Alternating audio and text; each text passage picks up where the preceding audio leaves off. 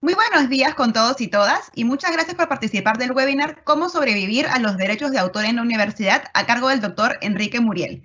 Mi nombre es María Fernanda Madueño, soy especialista de comunicaciones del Ministerio de Educación y hoy les doy la bienvenida al webinar que estamos desarrollando el día de hoy como parte de la iniciativa Conectados. Para quienes aún no conocen esa iniciativa, se trata de una plataforma virtual mediante la cual buscamos acompañar a la comunidad universitaria en el proceso de implementación de las clases no presenciales. Antes de comenzar, me gustaría mencionar un par de puntos. Primero, invitarlos a registrarse en el enlace que estaremos compartiendo en el chat en unos minutos.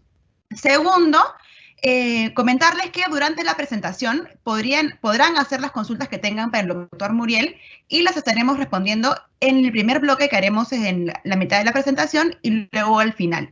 Así que, por favor, apenas tengan una consulta, la pueden ir haciendo en el chat y las estaremos leyendo en vivo en 2 momentos de la presentación. Y finalmente, comentarles que la sesión está siendo grabada, por lo que más adelante será siendo publicada en la web Conectados para que puedan acceder a la información que se comparte el día de hoy. Ahora sí, me gustaría presentarles al doctor Enrique Muriel. Él es profesor asistente del programa de posgraduación en Ciencias de la Información de la Universidad Federal de Santa Catarina en Brasil, doctor y máster en Información Científica por la Universidad de Granada en España, y también cuenta con un máster en Documentación Digital por la Universidad Pompeu Fabra. Así que con esta información le damos la bienvenida al doctor Enrique Muriel, quien estará a cargo de la sesión el día de hoy. Buenos días, doctor. Hola, ¿cómo estáis? ¿Conseguís verme bien? ¿Me escucháis bien? Hola. Sí, lo vemos y lo Ahora escuchamos sí. bien. Estupendo. Muchas gracias por la presentación. Me gustaría agradecer en este momento a Josmel por promover el ciclo de charlas, por invitarme también al Ministerio de Educación de Perú y también a todo el equipo que está trabajando hoy para que podamos tener esta conversación. Vamos a los participantes que sepáis que aunque vamos a hablar de derechos de autor, vamos a intentar que sea de una forma lo más divertida posible. Vamos a intentarlo por lo menos. No sé si lo vamos a conseguir, ¿vale? Ahora vamos a comenzar con la presentación.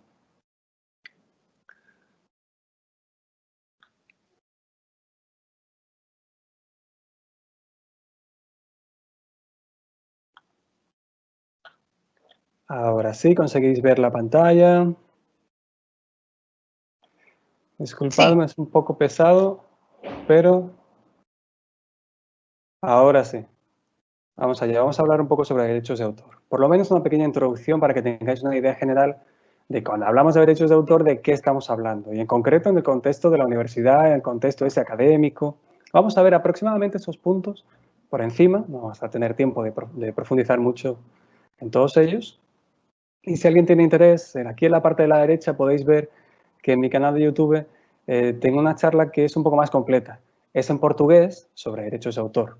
Es en portugués, pero el portugués que tengo es tan malo como mi español y creo que da para entender bastante bien.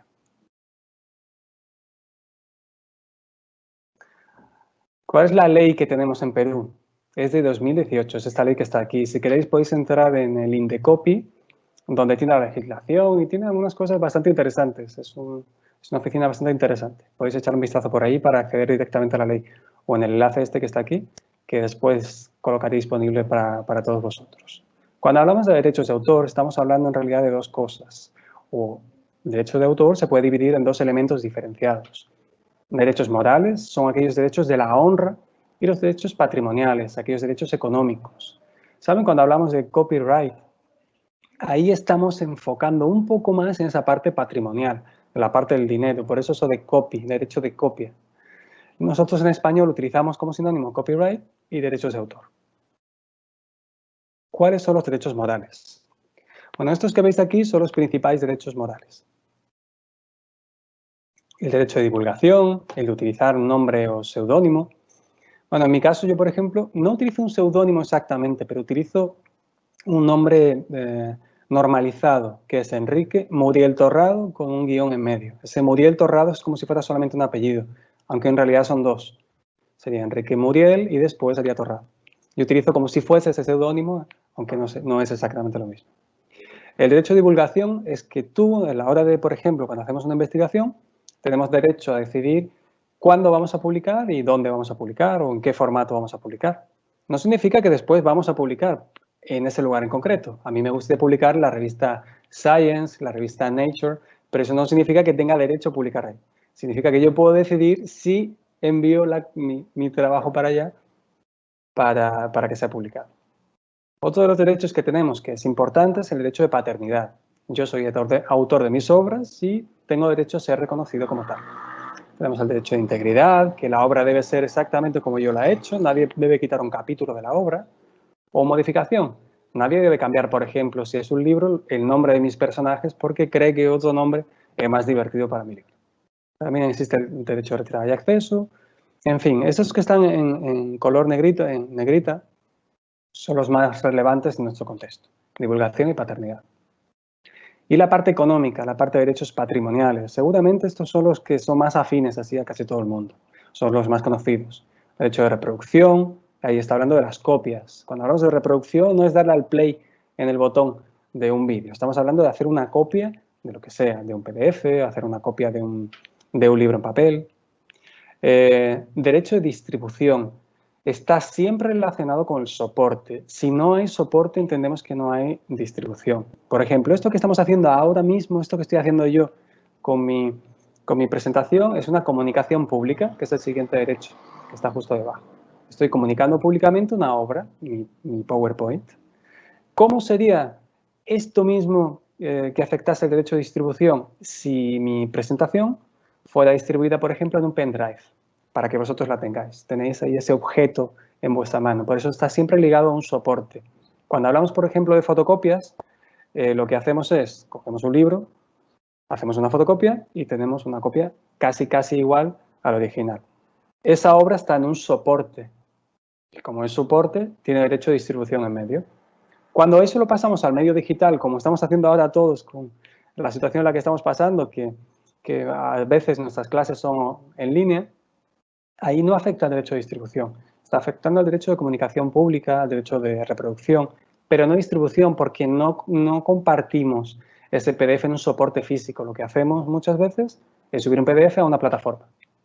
Eso sería una comunicación y sería también una reproducción, porque estamos copiando ese PDF. No nos quedamos sin el PDF original, si es que existiese original. Por último, tenemos transformación, que en el caso de la universidad lo más común son las traducciones, por ejemplo. Una traducción es entendida como una transformación de una obra y el legítimo autor de una obra tiene derecho a limitar o no la transformación, la traducción de una obra para una lengua u otra. Bien, ya llegamos aquí. ¿Qué obras están protegidas? Bueno, por defecto debemos pensar que todo está protegido, que no significa que sea exactamente así, pero por defecto es más fácil pensar que todo está protegido. Si vemos una foto en internet, si vemos lo que sea por internet, aunque no diga nada, por defecto debemos pensar que está protegido. Y en nuestro ámbito, lo más común, artículos, las aulas que nosotros damos, esta charla que estamos teniendo ahora mismo, está protegida por derechos de autor.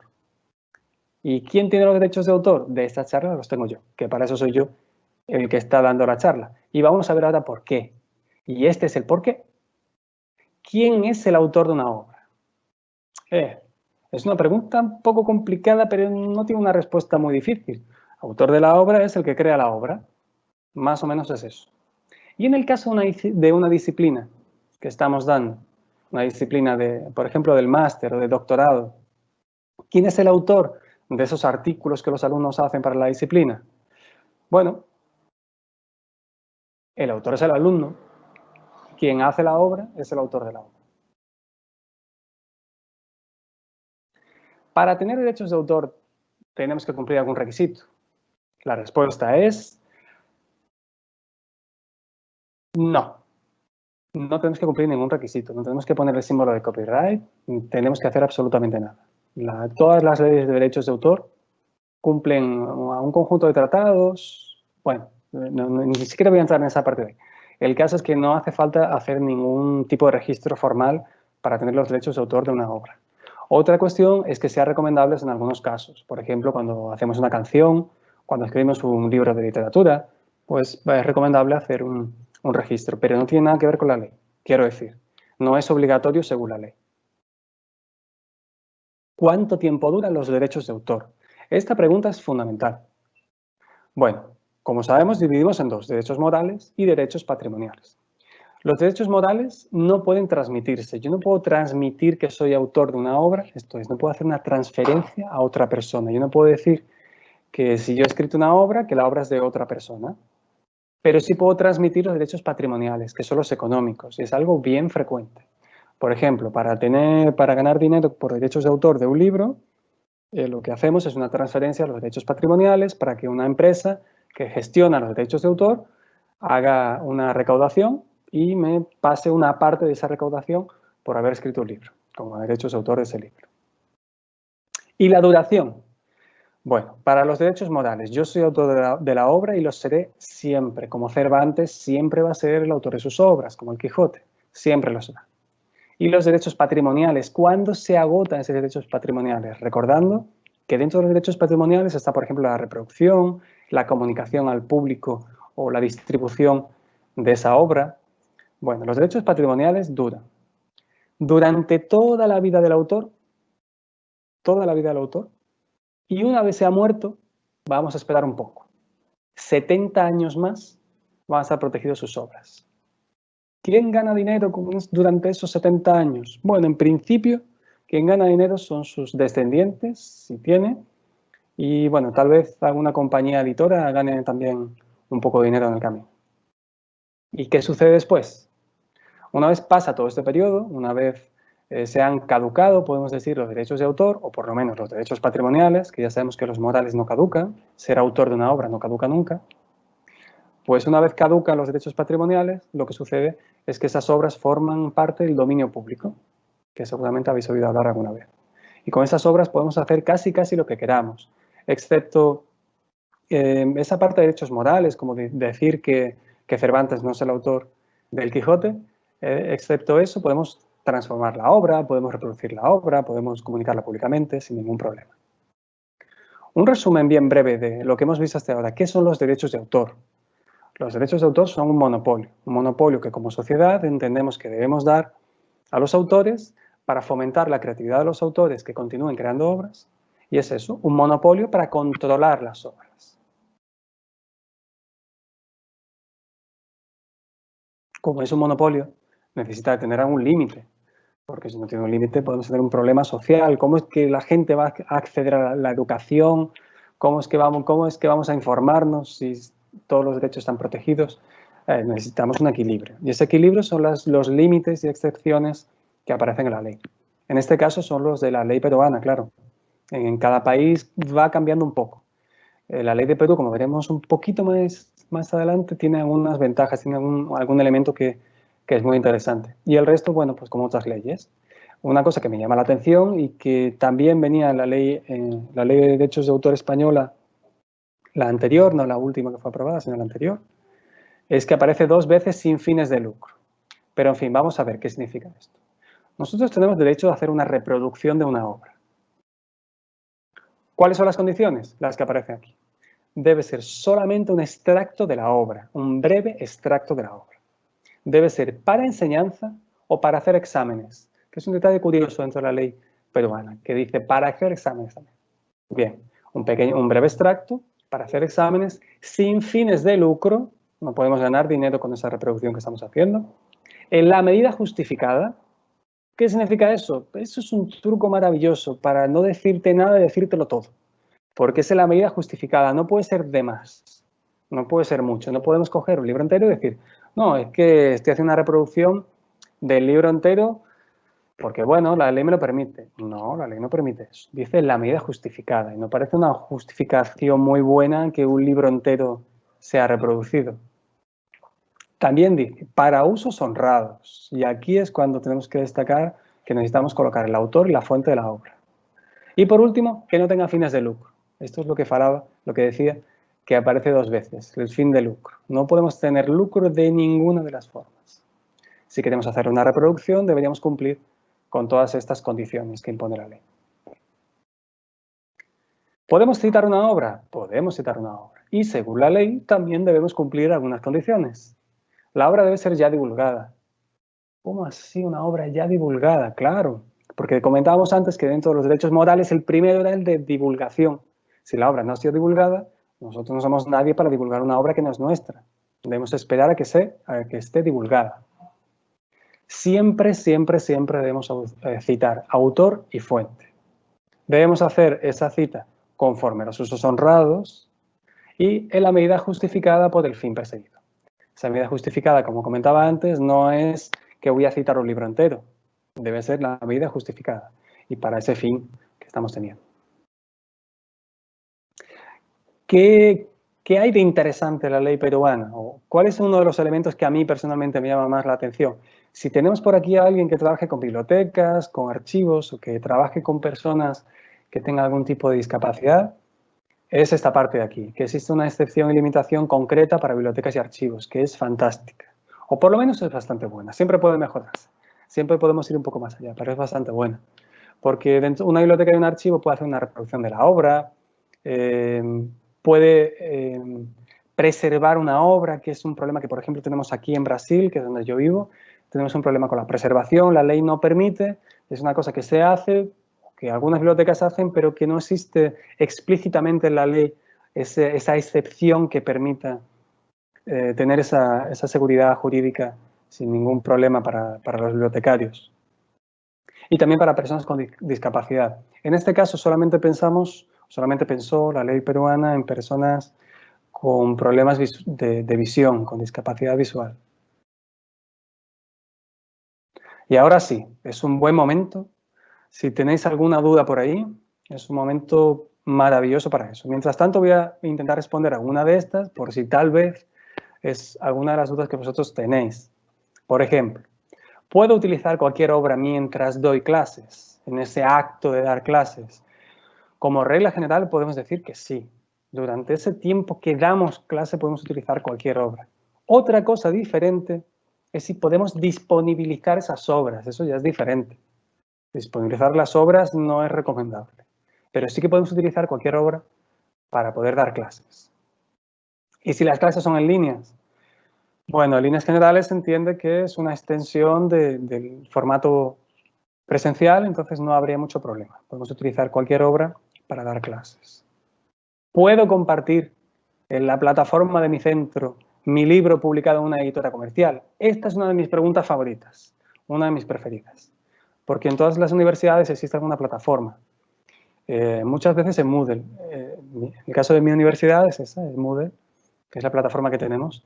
Y normalmente mis colegas profesores, cuando han escrito un libro con una editora comercial, no han echado un vistazo, en realidad, al contrato que han firmado. Cuando firmamos un contrato estamos cediendo los derechos patrimoniales. Eso significa que si vamos a disponibilizar públicamente la obra, deberíamos pedirle permiso a la editora que nos ha publicado el libro. Es un caso un poco extraño, pero es así que sucede. Y una pregunta por si más enfrente, alguien pregunta esto de Sci-Hub, si esa es la solución a todos los problemas que tenemos, por ejemplo, de acceso a algunas obras. No creo que sea la solución, sinceramente. Creo que es una herramienta que a veces utilizamos y que puede ser de utilidad, pero no es la solución. Existen varios motivos y uno de ellos es que si no le contamos a nuestra biblioteca qué artículos o qué revistas necesitamos, es muy complicado que a la hora de hacer una planificación de qué base de datos van a contratar, va a ser un poco difícil que contrate la base de datos que estamos necesitando, porque hemos accedido a las obras a partir de un sistema como Sci-Hub.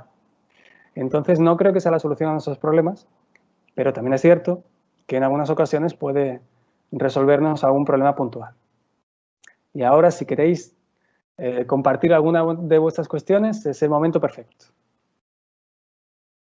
Muchas gracias, doctor. Sí, acá tenemos algunas consultas. Voy a comenzar con la pregunta de Margarita Murillo. Tiene dos consultas que son vinculadas. Dice, por ejemplo, nuestro trabajo como los PowerPoints que colgamos en las plataformas de la universidad, ¿somos autores de ese trabajo? Y si es que es así, ¿qué pasa cuando un colega utiliza mi PowerPoint para hacer su clase? ¿Está infringiendo el derecho de autor? PowerPoint es una obra, porque lo que tú estás haciendo es una obra. Si alguien utiliza tu obra, debería consultarte. Eso para comenzar. Una sugerencia que daré más enfrente es sobre licencia, sobre colocar una licencia. No sé si os habéis dado cuenta, voy a volver para atrás. ¿Qué es lo primero que dice mi presentación? Bueno, lo primero es un título muy grande para que quede claro de qué estoy hablando. Lo segundo es mi nombre un poco más pequeño y dónde estoy y el año en el que estoy. También algunos logotipos por ahí de los lugares donde pertenezco de una forma u otra. Por un lado, el Ministerio de Perú, que es quien nos está facilitando este momento aquí de intercambio, la UFSC, que es mi universidad en Brasil, el PEGESIN, que es mi programa de posgraduación en Ciencias de la Información de mi universidad. Continuamos con Encontros Bibli, que es la revista de la cual yo soy editor, y en la parte de la derecha hay una licencia. Esa licencia, que ya veremos, vamos a ver de aquí a poco, permite que cualquier persona pueda utilizar esta obra simplemente cumpliendo esas condiciones que están aquí, que son muy simples de cumplir también. Así puedo utilizar mi obra. Si no tiene esa licencia, debería solicitar permiso o solamente podría utilizar mi obra en estos casos que tenemos por aquí, según los límites y excepciones que marca la ley. Reproducción, cumpliendo todo esto, cita, cumpliendo todo esto, o en los casos de la biblioteca o personas con discapacidad que, por ejemplo, podrían hacer una versión en braille del PowerPoint. Entonces, sugiero que cuando utilicéis un PowerPoint, si tenéis todos los derechos reservados, bueno, pues comentar con vuestros colegas que no utilicen vuestro PowerPoint. Y si lo que queréis en realidad es que ese trabajo que habéis hecho, que pueda ser divulgado, utilizar una licencia. Perfecto, muchas gracias. Acá tenemos otra consulta. Cuando realizamos una obra intelectual y pedimos a un par una opinión o sugerencia pertinente y decidimos colocarlo en la obra, ¿el par también adquiere autoría? No, no. Autor es quien, en este caso, imagino que estamos hablando de una obra escrita. Autor es quien escribe la obra. Ese es el autor. Un ejemplo claro, sí, bastante fácil para aquellos que trabajamos como profesor. Cuando un alumno nuestro hace una tesis de doctorado, ¿quién es el autor de la tesis? Es el alumno. El alumno es el autor de la tesis. Y tal vez en la tesis nosotros aparezcamos como orientador, como tutor, como una cosa así, para dejar claro en esa obra que esa persona ha sido orientada, tutorizada por tal. Pero el autor de la obra es quien ha escrito la obra. Lo que se suele hacer en muchos casos es colocar en los agradecimientos a aquellas personas que han contribuido de una forma u otra. Al principio de esta charla, yo comenzaba agradeciendo a algunas personas que han hecho posible la charla. Ellos no han interferido aquí, nadie ha revisado mi PowerPoint, pero si alguien lo hubiera revisado, tal vez lo podría colocar, por ejemplo, en los agradecimientos del final. Perfecto, muchas gracias. Edwin Salas nos pregunta, ¿se puede usar un cuestionario para investigación publicado en una revista de libre acceso sin tener el consentimiento expreso del autor? Pues sabes que en la vida me habían hecho esa pregunta. Nunca me habían hecho esa pregunta. Y ahí deberíamos de ver cómo es el cuestionario, por ejemplo. Porque para que una obra tenga autoría, entendemos que hay una parte de creatividad o de imaginación que está envuelta con la obra. Si el cuestionario es un cuestionario estrictamente técnico, con cosas muy técnicas, es un poco más complicado entender la autoría, aunque de cualquier forma, por el conjunto de la obra, por la estructura de la obra, podríamos entender que tiene autoría. Si esa obra tiene autoría, ahí ya tenemos que ver. Tenemos que ver algunas cosas, como por ejemplo, si está publicado ese cuestionario en una revista de acceso abierto, debemos de ver cuál es la licencia que tiene la revista y seguir lo que diga la licencia de la revista. De cualquier forma, una sugerencia de buena práctica es contactar con el autor, ya que hay cuestionarios que son muy complejos de hacer. Llegar hasta esa estructura del cuestionario implica mucho esfuerzo. Si utilizamos directamente el cuestionario, además de algo que siempre debemos hacer, que es colocar autor y fuente, una sugerencia de buena práctica, tal vez de una cuestión más ética que legal, es contactar con el autor y decirle que vamos a utilizarlo, que si no le importa, o tal vez adaptar ese cuestionario para nuestras necesidades, que no siempre podemos utilizar un cuestionario como fue hecho en otra investigación. Perfecto, muchas gracias. Al ser autor de una obra, ¿cuáles son los derechos que pierdo cuando una editorial se encarga de la impresión, distribución de la obra? En realidad no los pierdes, lo estás cediendo voluntariamente porque firmas un contrato. Y esto es importante, tú estás firmando un contrato. Si no quieres firmar un contrato, no lo firmes. Simplemente no te lo van a publicar. Es así de simple. Pues depende. Cuando firmamos con una editora también podemos utilizar una licencia Creative Commons, que son las licencias que vamos a ver un poco más enfrente. Antes estaba comentando por aquí que normalmente cedemos nuestros derechos patrimoniales. Y es que es obligatorio cederlos, porque si no los cedemos, esa empresa no va a poder hacer una copia, no va a poder imprimir copias de tu obra. Hasta cuando utilizamos una licencia Creative Commons, podemos ceder todos los derechos, solo que lo cedemos con la condición de que se utilice esa licencia y que las personas, los usuarios, utilicen esa licencia si van a hacer otra copia o si van a utilizar esa obra como base para una obra tercera. Normalmente estamos cediendo derechos de reproducción, lo más importante así, derechos de reproducción para poder hacer copias del original que les estamos entregando, derechos de distribución porque van a imprimirla en papel, si es el caso, si no la van a imprimir en papel, seguramente el derecho de distribución no entre, el de comunicación pública también. Yo creo que son los tres más importantes que estamos cediendo. Pero recordad que estamos cediendo los derechos, que también no es una cosa infinita, podemos tratar de limitar. Una forma de limitar son las licencias que hablaremos un poco más enfrente. Perfecto. Y ya para concluir con el primer bloque de preguntas, a pesar de que ya aclaró el tema de que si yo pido opinión de alguien, no tengo, bueno, sigue siendo mi artículo, soy el autor. ¿El ser coautor en algún artículo y o texto te da algún derecho? Sí, coautor es coautor. Es decir, está al mismo rango que el autor, porque en el fondo, cuando eres... voy a hacerlo al contrario. Cuando eres coautor, eres autor de una obra. Solo que eres autor junto con otras personas que también son autores de la obra. Yo tengo varios artículos, casi todos los artículos que tengo son siempre en coautoría. No me interesa mucho escribir solo. No, creo que no aprendo más cuando escribo con otras personas y me gusta más discutir diferentes puntos de vista cuando estoy con otras personas y prefiero escribir con más gente. Todos somos autores de la obra. Y como autores de la obra, todos tenemos esos derechos. Solo que esos derechos son compartidos, claro, porque somos varias personas. Pero, por ejemplo, en el caso de un artículo científico, ¿cuándo que mi artículo científico va a entrar, o un libro, no importa, cualquiera de los dos? ¿Cuándo es que mi libro va a entrar en dominio público si lo he escrito con alguien? Bueno, pues, ¿sabéis lo que os comentaba antes? Toda la vida del autor más 70 años después de la muerte. Bueno, pues eso pasa, eso sucede. Con el primer autor, vamos a imaginar que el primer autor se muere antes. No soy yo soy el segundo. El primero se muere antes y ahora yo sigo vivo.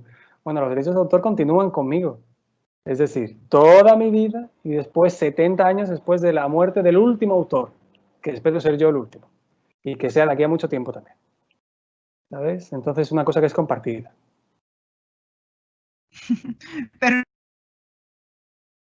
Perfecto, con ese ejemplo. Yo creo que ya podemos seguir avanzando con la presentación y luego retomamos las preguntas que quedan pendientes. Vamos allá. ¿Cuándo soy autor? Esta parte de aquí es una de las novedades y esta parte es una cuestión ética, solamente ética. No estoy hablando de legalidad, estoy hablando de ética. Y están basadas, bueno, tenéis por aquí en unas directrices bastante conocidas, unas recomendaciones bastante conocidas de una revista médica. ¿Cuándo soy autor de una obra, de un artículo científico? Tenemos que cumplir 4 criterios según este punto de vista. Aportaciones sustanciales a la obra. No un pequeño detalle, no un parágrafo aquí, no una pequeña figura, no. Aportaciones sustanciales a la obra, a la concepción o diseño de la obra, adquisición, análisis o interpretación de datos de la obra. Más redactar la obra o revisarla de manera crítica para una contribución intelectual importante. Lo he dejado subrayado y todo. Además de eso, debemos aprobar la versión final de la obra que se va a publicar. Y además de eso, debemos ser responsables sobre todos los aspectos de la obra. Esto es, si hay que defender esa obra públicamente, por ejemplo, como hacemos muchas veces en un congreso, debemos tener condiciones de hacer eso. Esto es un punto de vista ético, insisto, de qué es ser autor de una obra.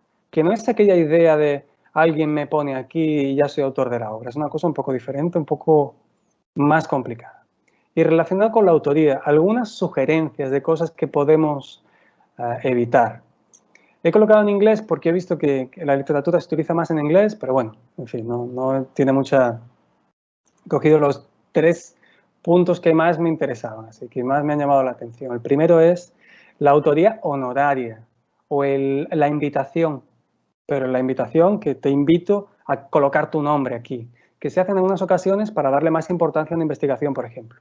Colocamos, imaginad que hacemos un artículo, colocamos un premio Nobel en nuestro artículo. Va a tener muchas citas y va a ser muy importante solamente por tener el nombre. Bueno, la sugerencia es evitar ese tipo de autorías, porque la contribución a la obra debe ser sustancial. Tenemos otro tipo de autoría, que es el autor fantasma, y que infelizmente sucede más con profesores que hacen eso con algunos alumnos. Alumnos que están trabajando en una obra, que trabajan de forma significativa, que contribuyen bastante a una obra y que sucede que no aparece el nombre del alumno. Lo consideramos como autoría fantasma, porque no se reconoce la autoría de esa persona en la obra. Cuando digo un alumno, porque por mi experiencia es una cosa que sucede con un poco más de frecuencia, pero puede ser también con otros colegas. Y por último, un elemento nuevo que aporta un colega de mi departamento, que se llama Vinicius, y es que algo que le ha sucedido a él, y es que el autor descubre un día que su nombre está en un artículo que no reconoce y que nunca ha aprobado. Puede suceder también que reconozca ese artículo porque, por ejemplo, algún alumno hizo ese artículo en alguna disciplina, pero que nadie le ha pedido permiso para poder publicarlo y él no lo haya aprobado. Este tipo de autorías debemos tratar de evitarlas siempre que sea posible. Algunas recomendaciones sobre estas cuestiones. Estas recomendaciones están un poco mezcladas entre lo que yo hago con mis alumnos también y con algunos colegas. Antes de enviar una obra para publicación, es necesario el consentimiento explícito de todos los autores de la obra. Así evitamos las autorías fantasmas, las autorías sorpresa, como comenta mi colega también. Es necesario pedir permiso a todas las personas y que todos nos contesten que sí, que vamos a enviar ese artículo para tal revista. Y otro elemento importante para ver si alguien ha contribuido significativamente es que esa obra debe poder ser defendida por todas las personas que se declaran autores de la obra. Es decir, ese documento debe poder ser defendido en público por todos los autores. Porque eso significa que hay confianza en la integridad de los datos también. En algunas investigaciones, particularmente en medicina, hemos visto algunas retrataciones un tiempo después y bueno, no sucede nada porque existan unas retrataciones, pero a veces son por elementos exclusivamente de datos, de dónde se han obtenido los datos, que han sido de fuentes que no son confiables. Y hay diferentes autores dentro de esa investigación y no todos se han dedicado a los datos. Bien, tal vez sería interesante, si vamos a trabajar en ese tipo de investigación, echar un vistazo a los datos. Todas estas recomendaciones es básicamente para que, en el fondo, lo único que tenemos en la profesión de profesor, de investigador, es esa visión social, es decir, cómo nosotros nos representamos en la comunidad. Nosotros somos nuestro nombre en la comunidad. Y tener dañado o ensuciado o sucio nuestro nombre puede ser un problema ético y un problema también que podemos colocar en nuestra universidad, podemos comprometer nuestra universidad o nuestro departamento. No me gusta hablar de plagio, pero voy a hablar de plagio. Solo que como no me gusta, voy a hablar brevemente sobre el asunto. Y me he limitado a la parte ética esta vez sobre plagio. No estoy entrando en las partes legales que no me interesan mucho y que en el contexto, en el ámbito científico, son siempre bastante complejas. He utilizado las reglas de la COPE, que es el Comité de Ética en Publicación, muy conocido y muy utilizadas, que dice que cuando alguien presenta el trabajo de otros, datos, texto, teorías, como si fuera propio, y sin el debido reconocimiento a los autores. Eso es lo que considera la COPE como plagio. Y aquí podemos incluir también trabajos propios, como si fueran nuevos, que es una cosa que sucede en algunas ocasiones. Es reutilizar un trabajo antiguo como si fuera propio. En las citaciones, en las referencias bibliográficas podéis echar un vistazo. Dean afirma que generalmente el plagio es una norma ética, no es una norma legal y, como comentaba antes, es una cuestión de integridad y de reputación, que básicamente es lo que tenemos, ya que no No cobramos por dar charlas nacionales, internacionales, no cobramos por orientar 10 tesis o 14 másters. Lo que tenemos es esa parte de la reputación y sugiero mantenerla toda la vida, que es bastante complicado. Bueno, antes estaba comentando también que existen algunas formas de flexibilizar, es el término que a mí me gusta emplear, de flexibilizar el copyright y de facilitar también la utilización de las obras, de nuestras obras en este caso. Vamos a pensar más desde nosotros mismos. Son las licencias Creative Commons, las licencias que vamos a ver ahora. Estas licencias, todas ellas, permiten bajar, compartir y hacer copias de obras siempre. Y eso es una ventaja en el contexto de la educación fundamental. Poder compartir aquellos libros, por ejemplo, con los cuales nosotros hacemos los temarios o que utilizamos para discusiones en sala de aula, poder compartirlos con los alumnos es importante. Y tener esa opción a partir de las licencias yo creo que es bastante importante. ¿Qué son esas licencias? Simplemente es una licencia muy simple. Ahora veremos cómo podemos adherirnos a este tipo de licencias, que están basadas en 4 iconos. Los iconos de reconocimiento, de compartir igual, de limitar las opciones de obras derivadas como no comerciales y de la posibilidad de creación o no de obras derivadas.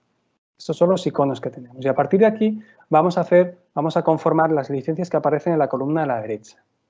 Están de menos restrictivas a más restrictivas, siendo que las 2 primeras son las únicas que se consideran como cultura libre y que las principales declaraciones de acceso abierto recomiendan como licencias libres.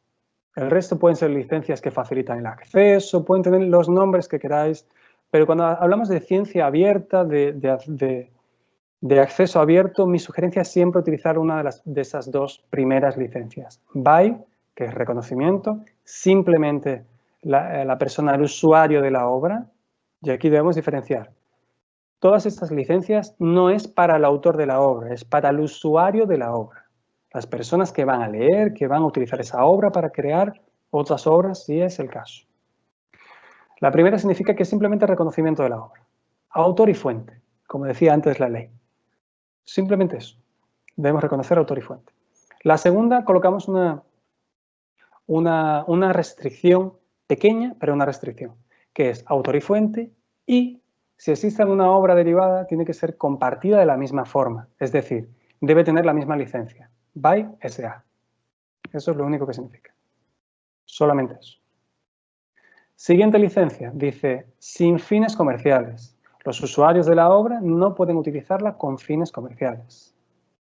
Siguiente licencia, un poco más restrictiva todavía, sin fines comerciales y además, si se crea una obra derivada, tiene que ser exactamente igual. Tiene que ser con la misma licencia. Las 2 últimas son las 2 más restrictivas de todos que limitan las obras derivadas. Por ejemplo, limitaríamos a hacer una traducción, que en nuestro caso, así, en el contexto científico no parece tener mucho sentido.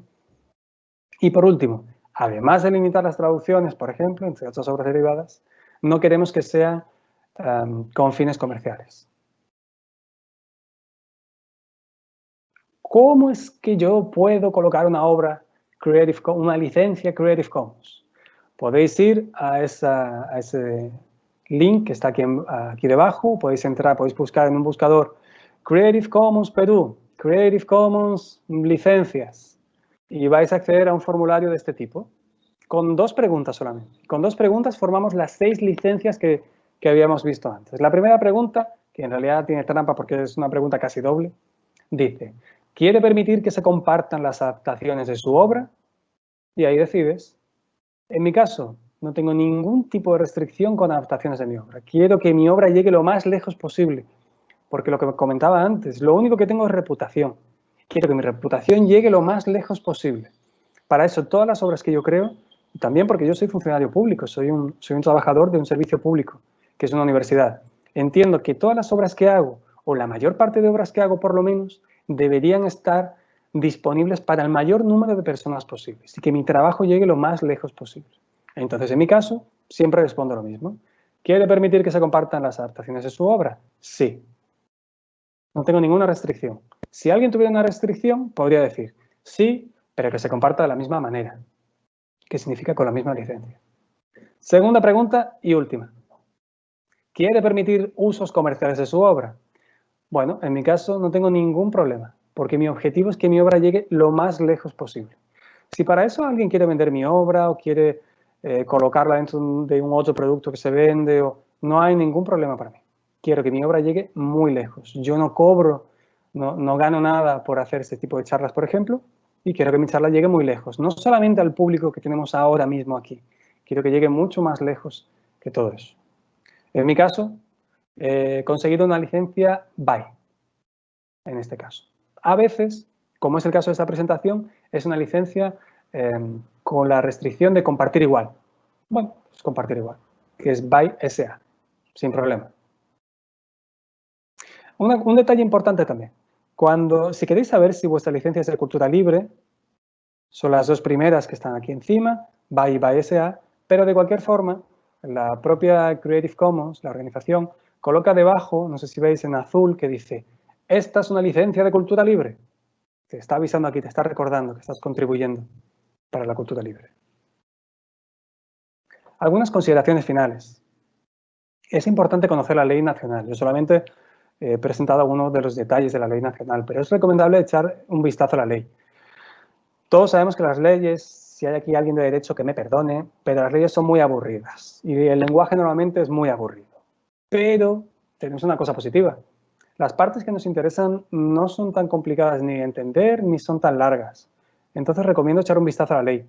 Va a tener algunas cuestiones que no nos afecta, que a lo mejor afecta a los editores o a otros actores, pero no a nosotros. Entonces echad un vistazo tanto a la ley cuanto a las recomendaciones éticas o legales que pueda tener vuestra universidad.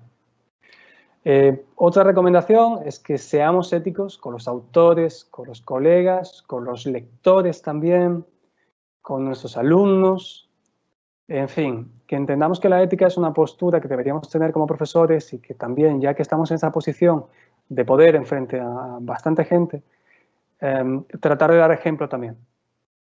Y por último, siempre que sea posible, es una recomendación bien personal, utilizar licencias Creative Commons.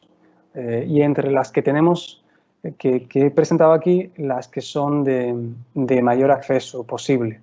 Siempre también, si es posible, ya que vais a publicar artículos científicos y libros, publicarlos en acceso abierto.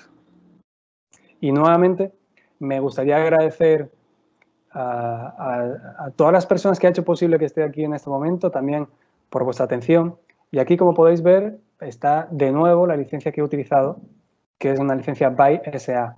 Lo único que he hecho ha sido el formulario que habéis visto antes, he copiado el icono, lo he puesto aquí y he colocado la leyenda, un pequeño mensaje que viene debajo que dice, este trabajo tiene una licencia tal, y viene el enlace también. Así si alguien utiliza mi PowerPoint, utiliza el PDF que estáis viendo ahora mismo, puede hacer clic y ver exactamente todas las condiciones de la licencia. Así que muchas gracias por vuestra atención. Muchas gracias, doctor, por la información que ha compartido con nosotros el día de hoy. Hay todavía muchas dudas, así que vamos a tomar algunos minutitos para poder contestar algunas preguntas que han dejado los asistentes a la sesión el día de hoy. Una pregunta que se repite bastante es el tema de la asesoría de tesis, cuando yo asesoro a un estudiante. Por ejemplo, cuando tienes el rol de asesor de una tesis, pero el estudiante tiene poca experiencia y un gran porcentaje del trabajo es realizado por el asesor, para que se pueda publicar el artículo, ¿es legal ser considerado como coautor? Cuando hablamos que el trabajo es hecho por, estamos hablando que el trabajo ha sido escrito por, porque ese es uno de los detalles principales. ¿Quién ha escrito el trabajo? Si el trabajo ha sido escrito exclusivamente por un alumno, es muy complicado argumentar que hay derechos autorales para la persona que le ha ayudado. Es muy complicado. Porque en el fondo la ley de derechos autorales no dice eso, dice legítimo autor de la obra y el autor es la persona que está creando la obra. Hasta porque los derechos de autor no se consiguen como si fuera, es un derecho muy curioso, porque es como si fuera mágico. Tú estás escribiendo una obra y cuando acabas de escribir la obra te caen los derechos de autor, no tienes que hacer nada, ya has ganado los derechos de autor mágicamente.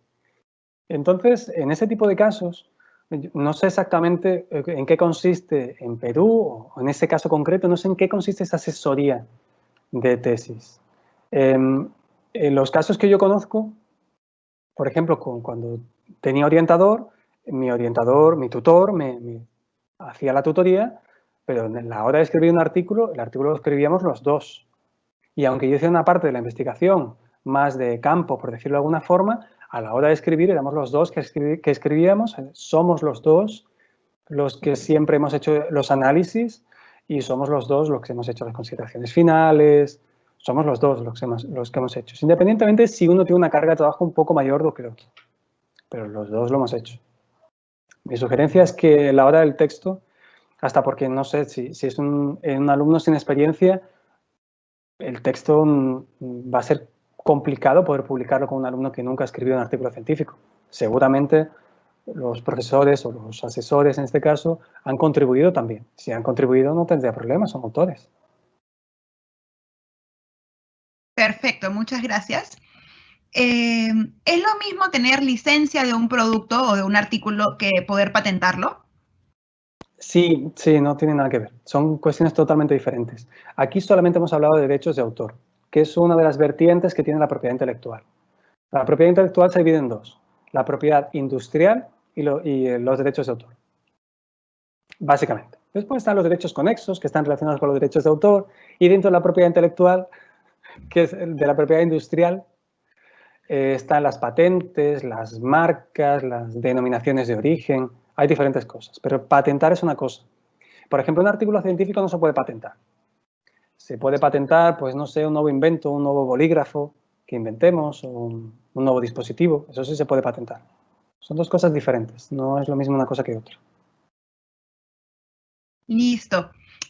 Cuando mi paper es aceptado por una revista, ¿ya puedo compartirlo en mis redes, por ejemplo en ResearchGate, antes de que la revista la publique?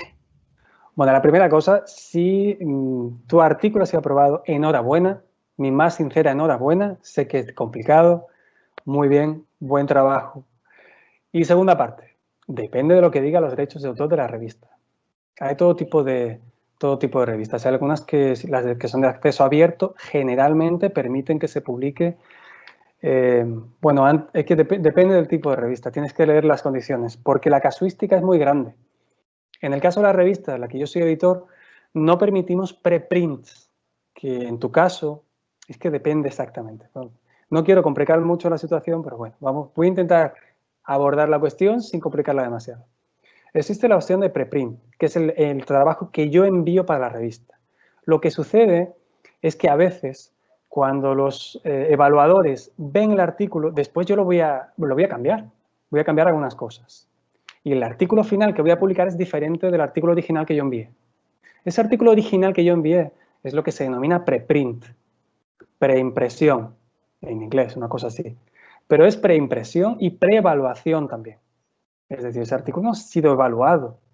Hay revistas que permiten, hay otras que no permiten, porque entienden que uno de los papeles de las revistas es precisamente ese papel de evaluación también de la obra y de mejora de la obra, porque entendemos que la evaluación científica o la evaluación por pares está hecha para mejorar la obra. Entonces tienes que leer con detalle qué dice la política de derechos de autor de la revista. Y lo que ella diga es lo que vale. Si es de utilidad, existe una página que se llama Sherpa Romeo, Sherpa, S-H-E-R-P-A, Sherpa, donde hay una lista de políticas de revistas, pero que siempre recomiendan que de cualquier forma entres en la revista y lo compruebes con detalle. Perfecto, muchas gracias. Otra consulta de Lidia Caballero. ¿La participación en la toma de datos determina la obligación de incluir a los participantes en un artículo? No. Tomar datos es tomar datos, no es escribir una obra, es simplemente tomar datos. Piensa que tomar datos se puede hacer con un dispositivo. Por ejemplo, en las tiendas, cuando vamos a entrar en una tienda, hay un pequeño dispositivo que lo que hace, o algunos de ellos lo que hacen por lo menos, es tener control para que nadie robe nada, porque es un dispositivo antirrobo, pero que también cuenta el número de personas que entran en la tienda. Entonces, si tuviéramos acceso a todos los dispositivos de todos los centros comerciales de todo el país, podríamos hacer una investigación muy interesante para saber pues cuántas personas entran, cuáles horarios, tal. Pero el dispositivo no lleva autoría ahí, porque en el fondo son solamente datos, no estamos hablando de una obra, eso no es una obra. Entonces, personas que solamente están recopilando datos no se colocan como autor, no tienen autoría. Lo que se suele hacer es colocar los agradecimientos.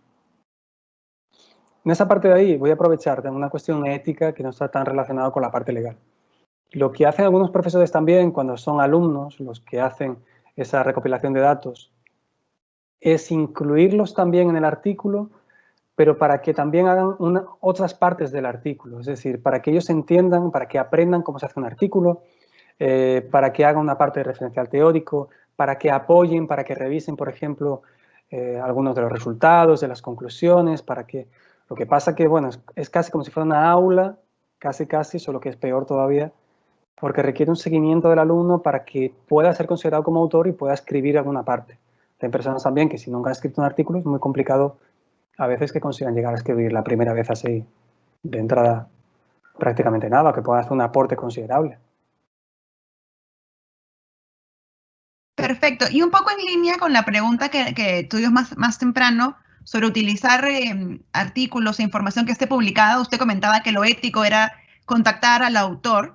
Hay algunas preguntas todavía sobre eso, por ejemplo, respecto al uso de test psicológicos publicados en revistas especializadas. ¿También se debería contactar con el autor en este caso o, por ejemplo, para herramientas para tesis?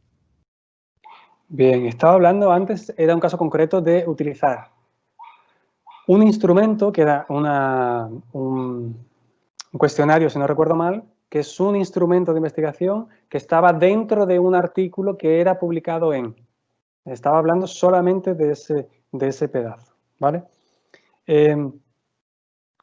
Tenemos que ver si la revista, si ese artículo está publicado con todos los derechos reservados, si tiene algunos derechos reservados.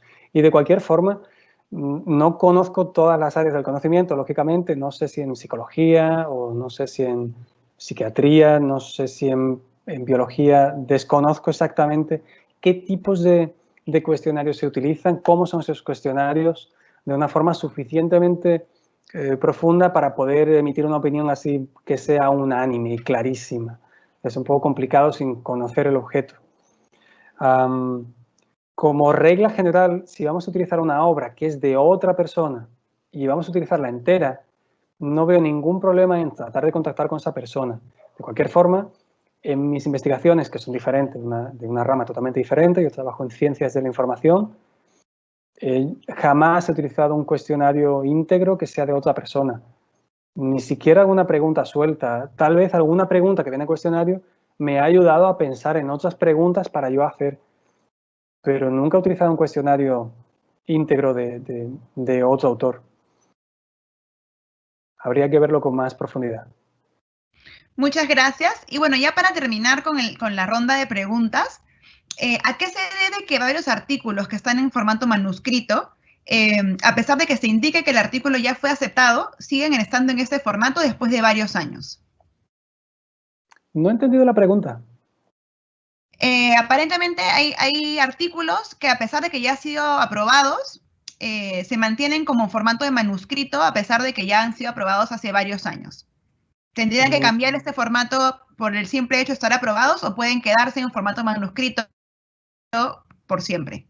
No sabría decir, porque en realidad el concepto de manuscrito, primero que ya es complicado, porque no escribimos a mano, pero entiendo que es el borrador que hacemos cuando enviamos un artículo original que enviamos para la revista, que lo hacemos, lógicamente, en el computador, en el ordenador. Habría que ver el caso en concreto. No sé si significa que no ha sido publicado, que se queda dentro de la revista, no ha sido publicado, o que ha sido publicado exactamente igual que se envió. Depende. Si una revista te publica un artículo exactamente igual que tú lo has enviado, yo sospecharía un poco, sinceramente, porque es prácticamente imposible publicar un artículo que tu artículo no tenga ninguna crítica, que no tenga nada que pueda ser, que se pueda mejorar un artículo. Es muy complicado, es difícil escribir un artículo y yo lo entiendo, prácticamente imposible escribir un artículo sin ninguna modificación. Es muy complicado. Ya habría que ver si la revista es suficientemente seria. Lo lógico es que apunte algunas mejoras, que debas aclarar algunas partes o que, en fin, tal vez no consideraste suficientemente claro algún otro elemento del artículo. No sé si es por ahí por donde va tu pregunta. Sí, me parece que por ahí es que iba la pregunta. Bueno, con esto concluimos. He intentado agrupar las preguntas por temas para poder hacerlo un poco más ágil. Muchas gracias, doctor, por la información que ha compartido el día de hoy. No sé si quiere decir algo ya para cerrar. Solamente agradeceros una vez más por vuestra participación, a todos los que estáis aquí, a todos los que habéis hecho posible también este momento, y espero veros de aquí a poco de nuevo. Perfecto. Nuevamente, bueno, agradecerles a todos los participantes por haber acompañado al doctor el día de hoy con la información que ha compartido. Gracias al doctor por el tiempo que nos ha dado. Comentarles que, bueno, vamos a coordinar con el doctor para poder publicar ahora siguiendo en línea con los derechos de autor, para poder publicar la presentación el día de hoy en la web Conectados. E invitarlos a visitarla para que puedan acceder a más información, herramientas y recursos que podrán utilizar. Además, recordarles que la próxima sesión es el día martes 29. El tema es,